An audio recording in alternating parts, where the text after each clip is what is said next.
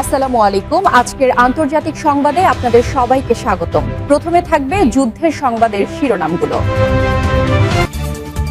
শুরুতে জানিয়ে দিব ডোনাল্ড ট্রাম্পের বাগাড়ম্বর, সংযমের বার্তা পাকিস্তানের। তারপর জানিয়ে দিব অপ্রত্যাশিত সক্ষমতা নিয়ে হুঙ্কার ইরানের। এখন জানিয়ে দিব ওয়াশিংটন তেহরান সংঘাতের গোলকধাঁধা, চুক্তির পথে 5 অমোচনীয় বাধা। এবং সর্বশেষ জানিয়ে দিব নেতানিয়াহুকে গ্রেপ্তারের ইঙ্গিত নতুন হাঙ্গেরিয়ান প্রধানমন্ত্রী।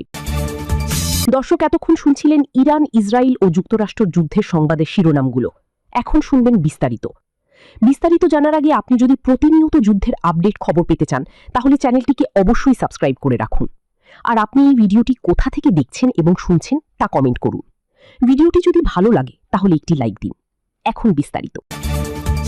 ভঙ্গুর ভূ রাজনীতি ও ডোনাল্ড ট্রাম্পের বাগাড়ম্বর, সংযমের বার্তা পাকিস্তানের।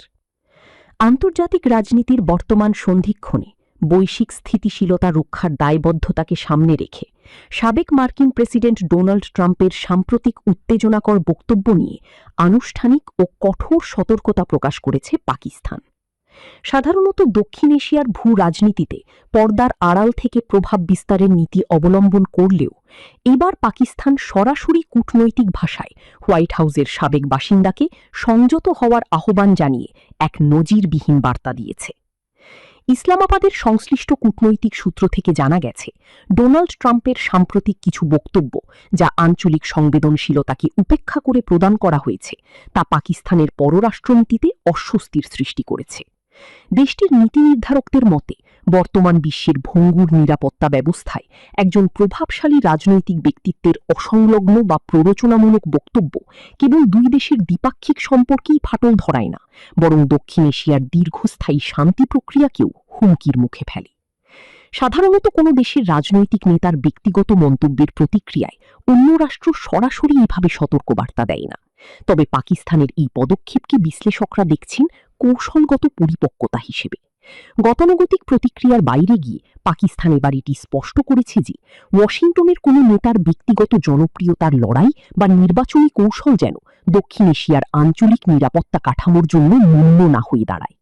পররাষ্ট্র মন্ত্রণালয়ের এক ঊর্ধ্বতন কর্মকর্তা নাম প্রকাশ না করার শর্তে বলেন, আমরা উস্কানি চাই না, বরং একটি দায়িত্বশীল আন্তর্জাতিক সম্পর্কের প্রত্যাশা করি, যেখানে বক্তৃতার চেয়ে স্থিতিশীলতা বেশি প্রাধান্য পাবে।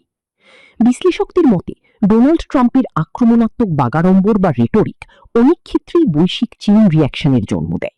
পাকিস্তান যে বার্তাটি দিয়েছে তা কেবল ট্রাম্পের জন্য নয়, বরং এটি সারা বিশ্বের রাজনৈতিক নেতাদের প্রতি একটি স্পষ্ট সংকেত। তথ্য প্রযুক্তির এই যুগে একটি দায়িত্বহীন মন্তব্য কয়েক হাজার মাইল দূরে অস্থিরতার আগুন জ্বালাতে পারে। বর্তমানে পাকিস্তান যে কূটনৈতিক অবস্থানে রয়েছে তাতে তারা আন্তর্জাতিক অঙ্গনে নিজের একটি গঠনমূলক ভাবমূর্তি তুলে ধরতে আগ্রহী।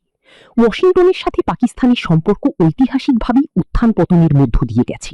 তবে বর্তমান প্রশাসন এবার ট্রাম্পকে সতর্ক করার মাধ্যমে এটিই প্রমাণ করতে চাইছে যে ইসলামাবাদ এখন আর কেবল অন্যের এজেন্ডার অনুগামী নয়, বরং নিজেদের জাতীয় স্বার্থ ও আঞ্চলিক স্থিতিশীলতার রক্ষক হিসেবে তারা জোরালো অবস্থান নিতে সক্ষম। এই সতর্কতা কি ট্রাম্পের ভাষ্য বা রাজনৈতিক কৌশলে কোনো পরিবর্তন আনবে? সে উত্তর সময় দেবে। তবে আপাতত পাকিস্তান বিশ্বের কাছে এটি পরিষ্কার করে দিল যে ভূ রাজনীতির খেলায় শব্দ এখন আর কেবল শব্দ নয়, তা অনেক ক্ষেত্রেই বারুদের সমান। রণক্ষেত্রে নতুন সমীকরণ, অপ্রত্যাশিত সক্ষমতা নিয়ে হুঙ্কার ইরানের। মধ্যপ্রাচ্যের ভূ রাজনীতিতে ডোনাল্ড ট্রাম্প ও যুক্তরাষ্ট্রের সঙ্গে চলমান উত্তপ্ত আবহের মধ্যেই ইরানের পার্লামেন্টের স্পিকার মোহাম্মদ বাগের গালিবাফের সাম্প্রতিক মন্তব্য বিশ্বজুড়ে সামরিক বিশ্লেষকদের নতুন করে ভাবিয়ে তুলেছে। ইরান কেবল যুদ্ধবিরতি কিংবা আলোচনার টেবিলে সীমাবদ্ধ নেই, বরং তারা সরাসরি রণক্ষেত্রে নতুন চমক প্রদর্শনের আগাম বার্তা দিয়ে যুদ্ধের মোড় পরিবর্তনের ইঙ্গিত দিয়েছে। ইরানের পক্ষ থেকে আসা এই বার্তাটি কোনো সাধারণ বাগাড়ম্বর নয়, বরং এটি একটি সুনির্দিষ্ট সামরিক কৌশলের বহিঃপ্রকাশ। গালিবাফ সাম্প্রতিক এক ভাষণে স্পষ্ট করেছেন যে ইরানের সামরিক শক্তি কেবল সংখ্যার উপর নির্ভরশীল নয়, বরং তারা অপ্রতিসম যুদ্ধ কৌশল এসিমেট্রিক ওয়ারফেয়ারে অপ্রতিদ্বন্দ্বী হয়ে উঠছে। বিশেষ করে অত্যাধুনিক F-35 যুদ্ধবিমানকে লক্ষ্যবস্তু করা এবং শত্রুপক্ষের প্রায় 180টিরও বেশি ড্রোন ভূপাতিত করার সক্ষমতা প্রমাণ করে যে ইরানের আকাশ প্রতিরক্ষা ব্যবস্থা এখন বিশ্বমানের। গালিবাফের দাবি অনুযায়ী এই প্রযুক্তিগত সাফল্যগুলো কোনো দুর্ঘটনা নয়, বরং পরিকল্পিত ইঞ্জিনিয়ারিং ও কৌশলের ফসল। এই বার্তার সবচেয়ে তাৎপর্যপূর্ণ দিকটি হল মনস্তাত্ত্বিক আধিপত্য। গালিবাফ যখন বলেন আমরা রণক্ষেত্রে বিজয়ী, তখন তিনি বিশ্বকে এটা বোঝাতে চাইছেন যে মার্কিন যুক্তরাষ্ট্রের আর্থিক ও প্রযুক্তিগত শ্রেষ্ঠত্ব সত্ত্বেও ইরান তাদের শর্তে যুদ্ধবিরতি চাপিয়ে দিতে সক্ষম হয়েছে। তিনি স্পষ্ট করেছেন ইরান এখন আলোচনার টেবিলকে সংগ্রামেরই একটি অংশ হিসাবে দেখছে। এটা প্রমাণ করে যে তেহরান এখন সামরিক এবং কূটনৈতিক উভয় ক্ষেত্রেই দ্বিমুখী কৌশল অবলম্বন করছে। বিশ্লেষকদের মতে গালিবাফের এই নতুন চমকের বার্তাটি মূলত ওয়াশিংটনের প্রতি একটি সতর্ক সংকেত। হরমুজ প্রণালীর মতো কৌশলগত গুরুত্বপূর্ণ জলপথের নিয়ন্ত্রণ ইরান নিজেদের হাতে রাখায় বৈশ্বিক জ্বালানি ও বাণিজ্যের লাইফলাইন এখন তেহরানের কৌশলী হাতে বন্দী। যদি আলোচনা ব্যর্থ হয়, তবে ইরান যে ওয়াশিংটন তেহরান সংঘাতের গোলকধাঁধা, চুক্তির পথে 5 অমোচনীয় বাধা। যুক্তরাষ্ট্র ও ইরানের মধ্যে চলমান চরম উত্তেজনার প্রেক্ষিতে পাকিস্তানের রাজধানী ইসলামাবাদে নতুন করে আলোচনার টেবিলে বসার যে গুঞ্জন শোনা যাচ্ছে তা নিয়ে বিশ্বজুড়ে কৌতূহল তুঙ্গে। তবে দুই দেশের বর্তমান সামরিক ও কূটনৈতিক অবস্থানের গভীর পর্যবেক্ষণ করলে দেখা যায় আলোচনার পথ মসৃণ হওয়ার চেয়ে বরং কাঁটায় বিছানো। শান্তি প্রচেষ্টার টেবিলে যে 5টি মৌলিক ইস্যু বড় বাধা হয়ে দাঁড়িয়েছে তা নিম্নরূপ। 1.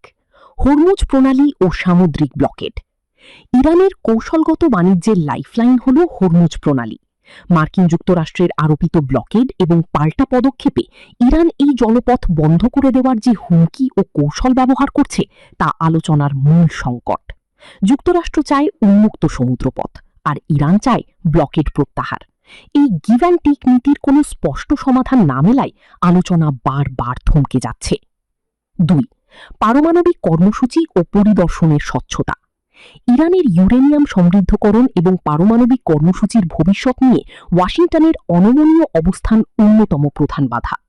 আন্তর্জাতিক পরমাণু শক্তি সংস্থা অর্থাৎ IAEA এর কঠোর নজরদারি ও অনির্ধারিত পরিদর্শনের দাবিকে ইরান তাদের সার্বভৌমত্বের উপর হস্তক্ষেপ হিসেবে দেখছে। চুক্তির মূল ভিত্তি হিসেবে বিশ্বস্ত ও স্থায়ী যাচাই প্রক্রিয়া নিশ্চিত করা কঠিন হয়ে পড়েছে। 3. আলোচনার এজেন্ডা ব্যাপক বনাম সীমিত। এটি একটি নেতানিয়াহুকে গ্রেফতারের ইঙ্গিত নতুন হাঙ্গেরিয়ান প্রধানমন্ত্রীর। ইউরোপীয় কূটনীতিতে বড় মোড়। হাঙ্গেরির নতুন প্রধানমন্ত্রী পিটার মাগিয়ার দায়িত্ব গ্রহণের পরপরই এক ঝোড়ো বার্তায় ইউরোপীয় ভূরাজনীতির প্রচলিত ছক ওলটপালট করে দিয়েছেন। সাবেক প্রধানমন্ত্রী ভিক্টর অরবানের দীর্ঘ 16 বছরের শাসনামলে হাঙ্গেরি ও ইসরায়েলের যে বিশেষ কূটনৈতিক সম্পর্ক গড়ে উঠেছিল, মাগিয়ারের এই ঘোষণাতে তা এক বিরাট ফাটল ধরিয়ে দিল। অরবানের অনুগত হাঙ্গেরি যেখানে সবসময় নেতানিয়াহুকে সুরক্ষা দিয়ে এসেছে, সেখানে মাগিয়ার ঘোষণা করেছেন আন্তর্জাতিক আইনের ঊর্ধ্বে কেউ নয়। পিটার মাগিয়ার স্পষ্টভাবে জানিয়েছেন আন্তর্জাতিক অপরাধ আদালত অর্থাৎ ICCর দেওয়া গ্রেফতারি পরোয়ানা কার্যকর করতে হাঙ্গেরি বাধ্য। তিনি বলেন যদি কোনো ব্যক্তি যার বিরুদ্ধে ICCর পরোয়ানা রয়েছে হাঙ্গেরির ভূখণ্ডে প্রবেশ করেন, তবে আন্তর্জাতিক আইন অনুযায়ী তাকে হেফাজতে নিতেই হবে।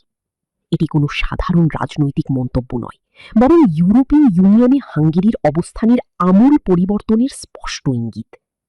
বিশ্লেষকদের মতে মাগিয়ারের এই কঠোর অবস্থান কেবল নেতানিয়াহুর বিরুদ্ধে নয়, বরং এটি অরবানের আমলের স্বৈরতান্ত্রিক ও জনতুষ্টিবাদী পররাষ্ট্রনীতির সমাপ্তি ঘোষণা। হাঙ্গেরি এতদিন ইউরোপীয় ইউনিয়নের মূলধারার বাইরে গিয়ে রাশিয়া ও ইসরায়েলের সাথে বিশেষ সখ্যতা বজায় রাখত। মাগিয়ারের এই ঘোষণা প্রমাণ করে যে বুদাপেস্ট এখন ব্রাসেলসের সাথে তাল মিলিয়ে আইনি স্বচ্ছতা ও মানবাধিকারের এজেন্ডায় ফিরে আসতে চাইছে।